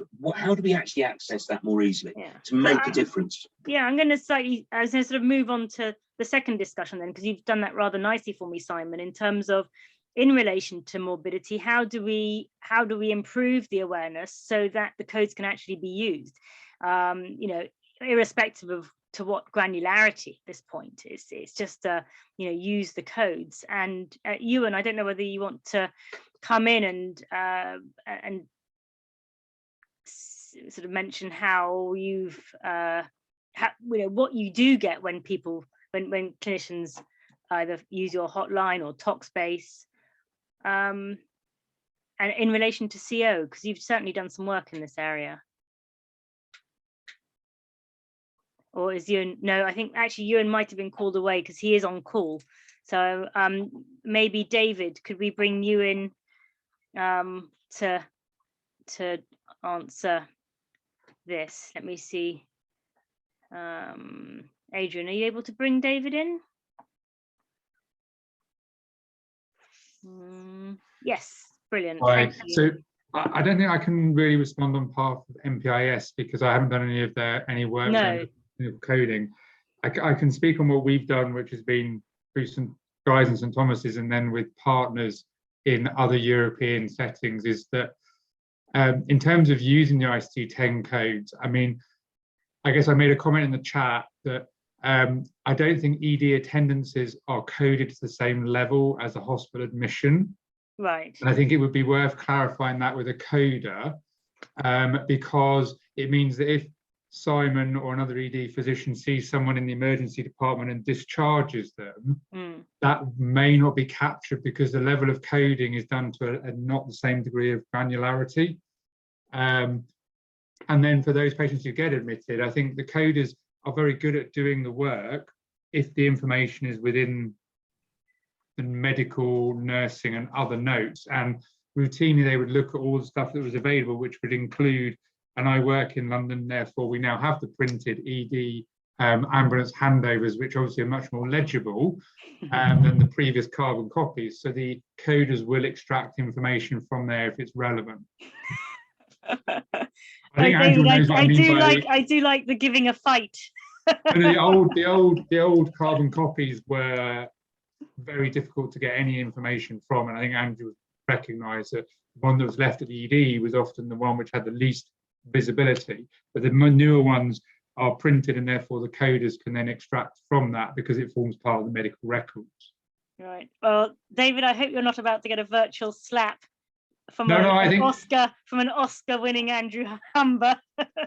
I think the old ones was always difficult because clinically you couldn't read them because it's multiple carbon copies, and then you get one which is not necessarily easy to read, whereas the newer printed ones makes it easier for people to extract both clinically and from a coding point of view. Yeah, no, I think everybody on the call is of an age, if you don't mind me saying, that where we understand far too well the issues with carbon copies and legibility. But Andy, would you like to come back in and say something? Well, Problem Small says it all, really. Yeah, I mean, the carbon copies weren't great, but yet again, it's different EDs have different ways of dealing with our electronic copies. Some print them out and some don't, and that's the problem. There's no standard across the board in the EDs. I know within London. So what it's like the rest of the country, I'm not too sure. Okay, thank you. So we've got a situation where it's the medical notes need to be good, legible. That's help with the technology, but also this relating everything to ICD11 to make it sort of all more compatible, shall we say? And then there's the awareness angle as well. So what was it that's how can we get how can we ensure that the coding is correct, so that then when people are discharged from hospital, which Simon sort of alluded was the sort of the weaker point, how can we ensure that those people are not going back to a dangerous environment because of a missed coding situation? I think that raises problems. I know certainly in the US, if somebody comes back with a problem which has been missed earlier on, there are implications for the provision of insurance and therefore the money for that hospital. But over here, what are we looking at? We're looking at who gets their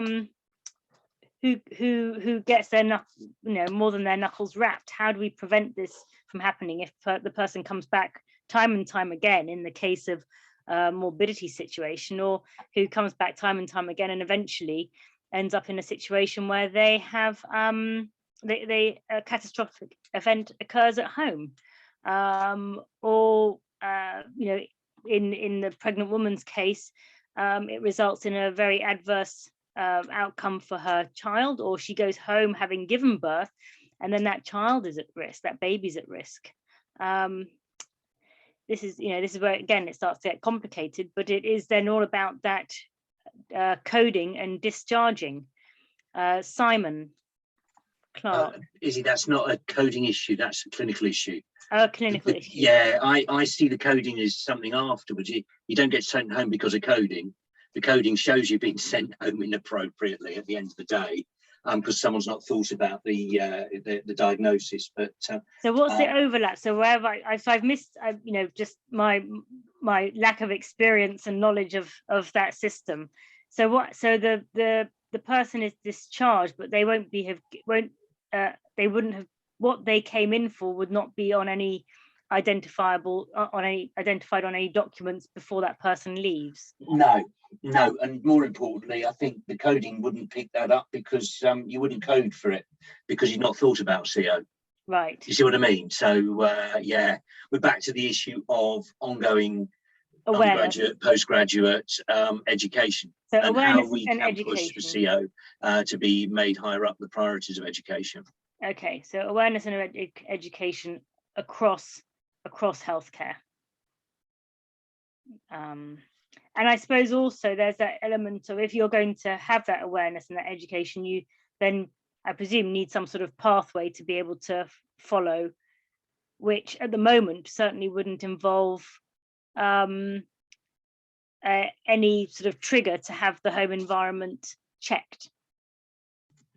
No, there was the very, very good poster that I think Ed wrote, if I remember rightly, a lovely yellow poster produced by College of Emergency Medicine a few years ago. Yes. Which again just gets lost. Even if the poster was put up somewhere, it gets lost in the mire of posters around every A&E. What would be more interesting is, as more departments go to paperless, then I think that's a really exciting opportunity to my non-tech brain to be able to highlight these things, as we did with the paper forms for the QIP, where we just put the COMA acronym, was put in the notes, you know, headache, someone puts the COMA acronym in. Well, you can just put that in the notes as they're generated if the patient comes with certain symptoms, you know, headache, flu-like symptoms, a little bit just comes up to remind you, can you ask the COMA questions? Yeah. So, Ed, thank you, Simon. Yeah, I was just going to sort of pick up on what Simon was saying. I think so much, it always comes back to awareness amongst clinicians. Because say if someone hasn't made the correct diagnosis, the coding thing is kind of, you know, set to one side. One very short little true anecdote might sort of bring in the message I'm trying to get across. I came across a case where this young man was found unconscious in a van with a diesel-powered tyre compressor in the back that had been running, deeply unconscious, was brought to hospital, intubated in the A&E department. Someone noticed that he had some pus on one of his tonsils as they intubated him. So he was treated as sepsis, even though he was perfectly well when he went to work, and was then found unconscious about 2 hours later. None of it made sense. And then they happened to do a blood gas as part of his management. And sure enough, his carboxyhemoglobin was 38% after being ventilated on high flow oxygen for about an hour. So this young man was nearly dead, now has severe cognitive problems. It was complete chance that the diagnosis was made if he hadn't had a blood gas done. I think that's the level of awareness that we're dealing with, unfortunately. Okay, or lack of. Adrian McConnell. Hi, is just to say that Ewan's back with us now, so maybe he could talk to the point that was being made around the coding in the MPIS. Yeah. Okay. Thank you. Ewan, yeah, you've been away. Apologies. Sorry, I was on a poisons call. Yeah, no, that's fine. It's it's everyone's juggling their day job. So thank you again for attending. There was just really a opportunity to sort of discuss the work that you've done collecting the data and really maybe highlighting how many clinicians actually use the service when it comes to CO, and maybe any sort of information about that, around what you find people don't know, or what has made them think of CO in the first place, or that sort of general scene. Well, we did a study of the MPIS inquiries regarding CO exposures from across the UK over a 4 or 6 year period, and I think actually it fits quite well with the discussion just in the last few minutes that people have been certainly that I've been listening to over the last few minutes around the education theme, because actually one of the major limitations with all MPIS related data and MPIS related studies is that fundamentally we are a service. We don't go out looking for the patients. The health professionals contact us. Yeah. So the health professionals at the emergency departments have to think of carbon monoxide themselves and then phone us for advice.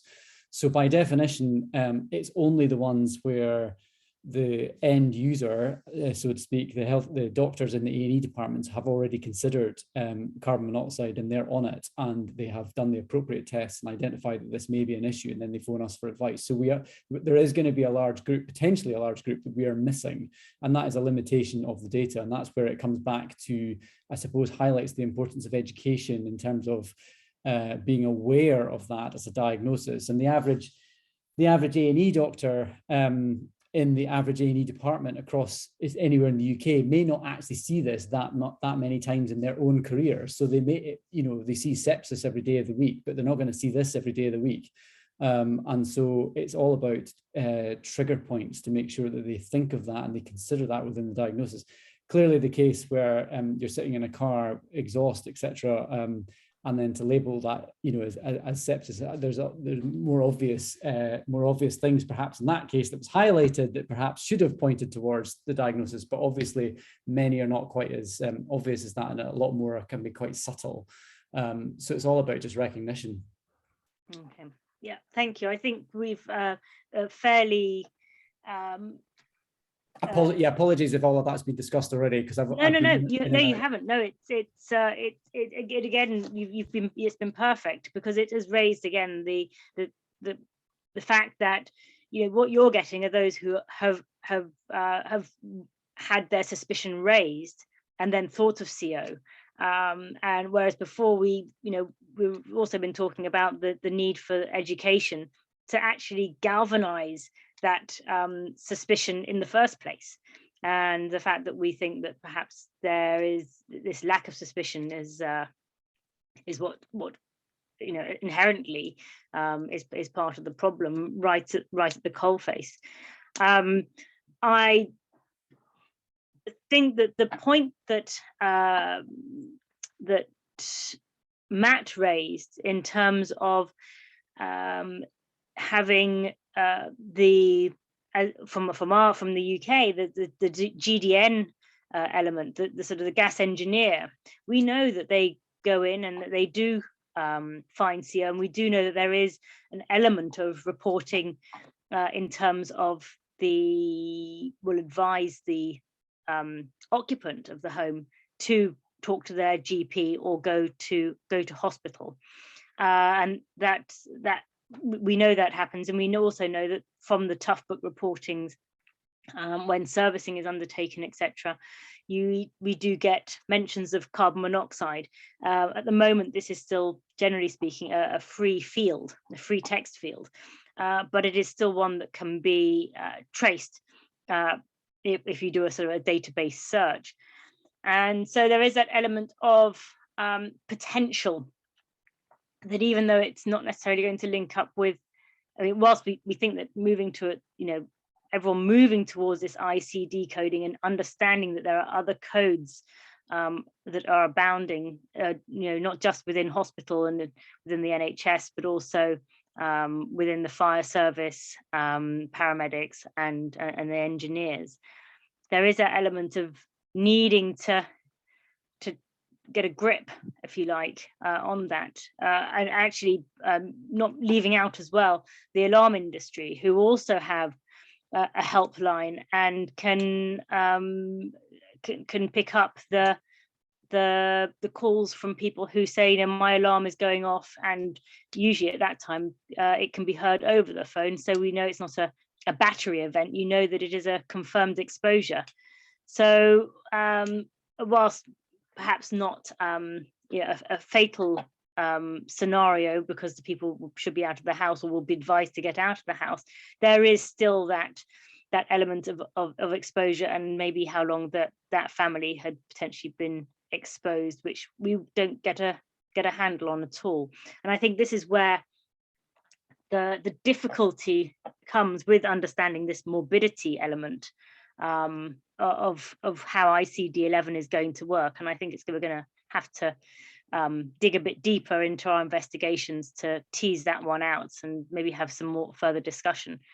Andy Humber first. Yeah, reference to the gas engineers being called for CO events.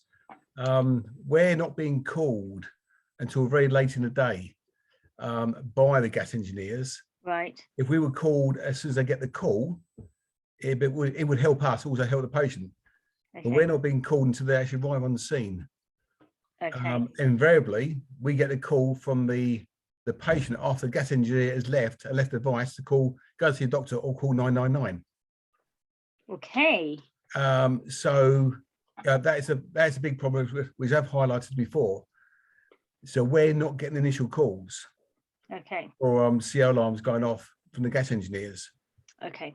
That's I'm glad you raised that. I'm sorry that we didn't have a representative from the GDNs on this call, but I think they seem to have an event that was sucking them all up on the same day. But no, that's certainly something we can move forward with, trying to get a better relationship going there. And it might be something we, in terms of then reporting, we can have added to tough books or to improve the data collection as well as the work between the two. Matt Heinz-Aldrich. Yeah, thanks. So on Andy's point, then the question then is that would a useful thing just be to educate or provide flyers that they can hand out that encourage them earlier in the process. But anyways, the point I really wanted to make was sort of separate from that, which is that we keep coming back to a traditional kind of computer interface and the computer data entry tool. So someone has to type into a computer database. And or then there's like almost like a resignation, like, well, and unfortunately, sometimes the data comes in as a free text narrative, which we know to be far more challenging. But that's also, I think, where some of the technology developments are really focusing on, is actually trying to get away from traditional database entry user interfaces, and to actually figure out if there are ways to capture data in either a spoken or a written narrative, and then use that to actually utilize some of the technology that is already out there and being developed and well used. There's one particularly called NLP, which stands for natural language processing. But basically there's open source and proprietary technology that's already out there that can basically take written narratives and figure out what is being talked about, but also can even, and this is something we had tried in a previous role, was trying to see, could we actually have fire officers basically write or speak their narrative, and then pull out the relevant codes and fill out the report for them, and then basically identify the 2 or 3 fields that maybe it couldn't figure out or were missing.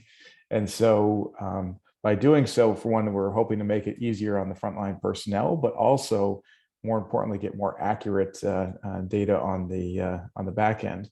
And the key part there is using this NLP. You could use that for existing narratives. So if there is free text fields, and there's something called data shapes. And the last point I'll make there is some of these approaches are best used for what's sometimes referred to as the zebra problem, which is that, and if you never heard of the zebra problem, it's that when you hear galloping, you should think horse, not zebra.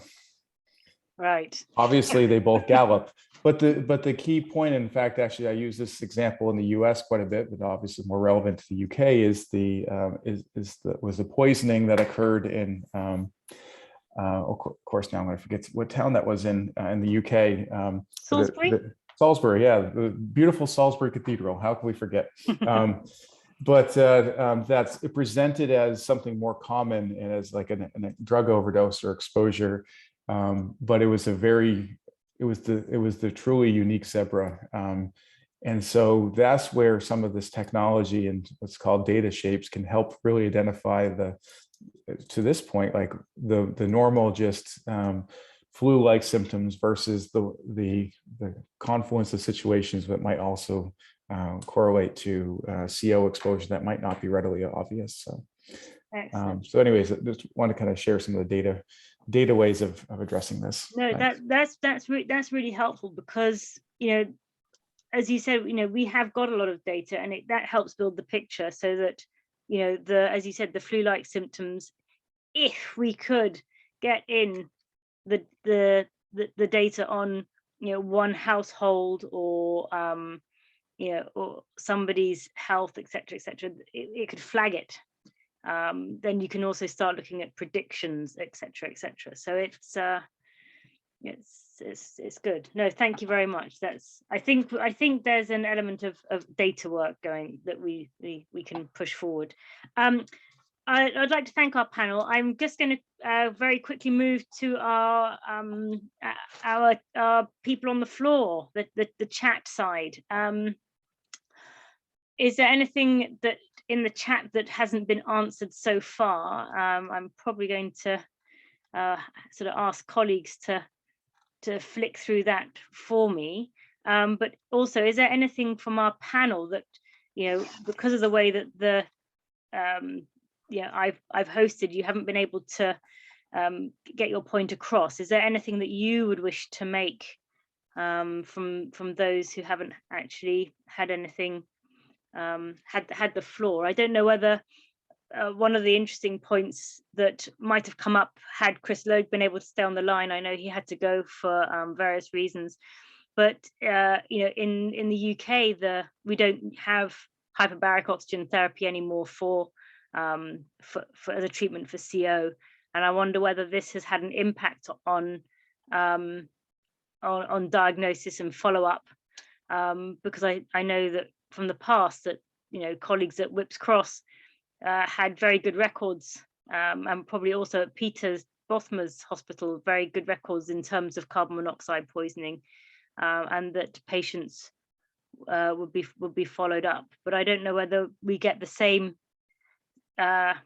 level of care if there is less, if just high flow oxygen has been used and everything seems to be okay.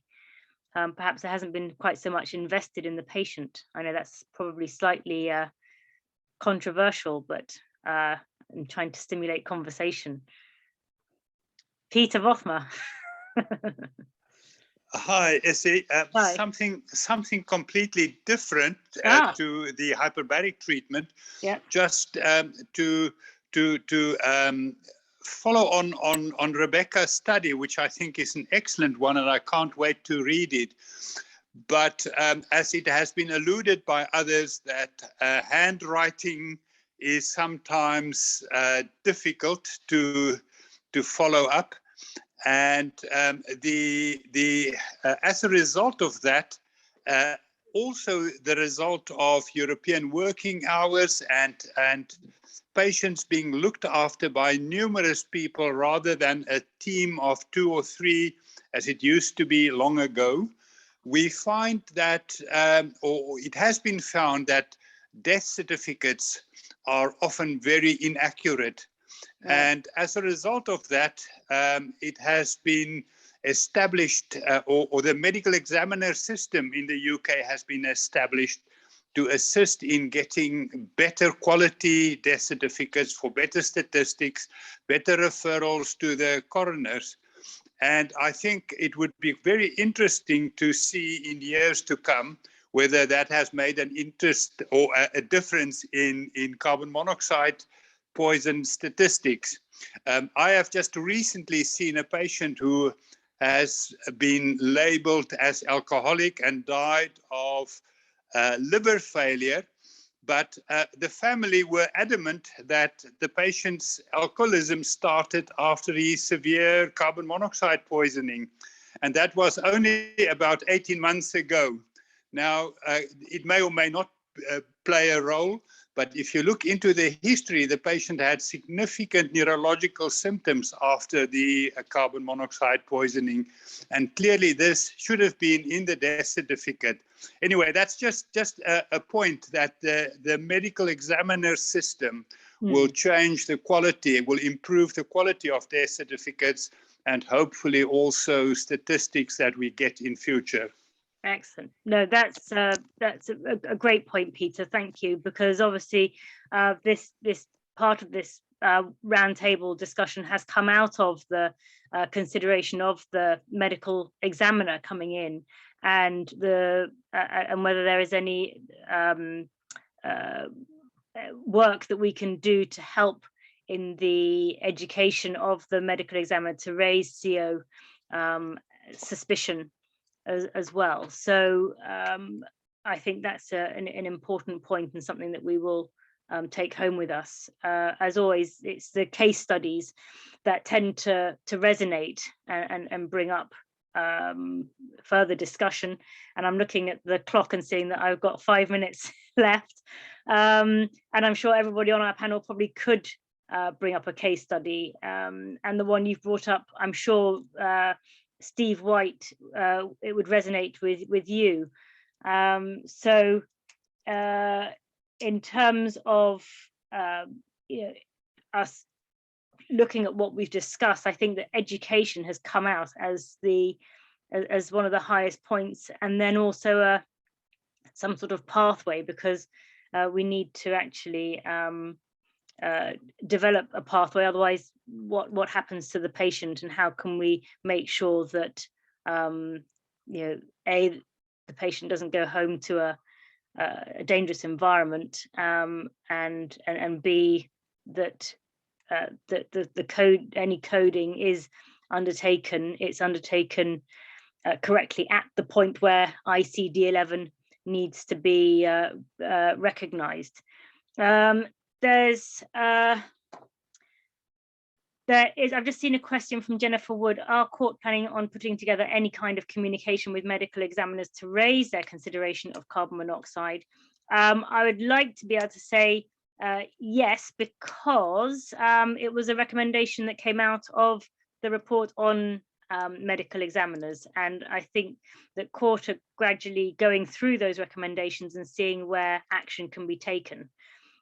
So I won't put Adrian on the stand for answering that particular question, but I would certainly hope so. And that would obviously be a good thing, but we shall see. Okay, I'm going to leave it here. I think that we have got a few next steps. We certainly have the education side of things, and there is definitely more that I think we need to do in terms of discussing this with others in the room. I think this has been a great first stab at this difficult and intricate sort of discussion, and we're going to have to work quite hard to revolutionize our coding systems within the UK, and as Simon said, involve some people from UK Digital and others. So I'd just like to say thank you very much to Rebecca Close and Matt Hines-Aldrich for attending and for giving us some really useful presentations from which we could start this discussion, and also to all our panelists who've given up their time to attend today and to provide their input and set us really on a pathway where we hope that we can make some change. There are lots of things that I could raise further, but I am going to close and let Adrian have the last few minutes to let us know future steps. Adrian, thank you very much, and thank you to everybody for attending.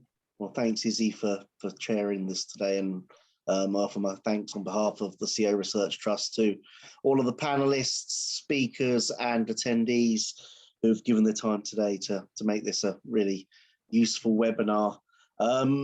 Just last points from me really is just 2 dates for your diary that we have things coming up. On the 28th of April at 2 p.m. we have the last of our season of lectures, and that will be Dr. Sophie Duggan giving a presentation on her pilot study looking at CO in cars. And then on the 5th and 6th of July, we'll be launching our grants call for 2022-2023. We'll be holding a 1-day conference on the 5th, followed by a sandpit event to generate some new ideas on the 6th. More details of that will be forthcoming, but we'll be setting out how our grants process is going to work and which elements of our strategy we hope to focus on in terms of the grant applications that we receive. In the meantime, if anyone wants to get in touch to talk about that, then they're more than welcome to. You can find my contact details on our website. But as it's 6 o'clock. Sorry, Adrian, I'm going to stop you because there's one thing I really would like to impart to everybody is that, sorry, that I just remembered, I hadn't mentioned it. The ICD codes, there is a system where you can put in sort of responses and comments to some of the codes. Whether this is a sort of has to be a collaborative thing or whether it can be a person, one person at a time thing. It does mean that the ICD11 is a much more flexible and adaptable to change than any of the previous iterations. So there is this online ability to do this, and I think having raised some of the issues with the codes, it might be quite good just for people to have a look and see how that process works, and maybe contact us if they would like to discuss something on that. Thank you. Sorry, Adrian. Thank you. I was about to let everyone go. I know. At the end of the day, everyone wants to run out, don't they? But yeah, so thank you, everybody. And one final point, I think it was Jennifer asked about what we're going to do with the medical examiners. At the moment, we're going through a process of working through all of the recommendations in the recent coroner's report. And some of them are things that we can take action on now, but some of them are a bit more strategic and we need to get our ducks in a row before we can try and attempt to move on some of those. So that's a work in progress, and I hope to be able to bring forward some news on that soon. Anyway, thank you, everybody. Have a nice evening or a nice day if you're in the States. And yeah, I look forward to seeing you all at a future event soon. Thank you. Bye-bye. Thank you very much, everybody. Thank you. Thank you. Thanks very much. Bye. Bye. Thank you very much. Bye. Thank you, everyone. Good night. Bye.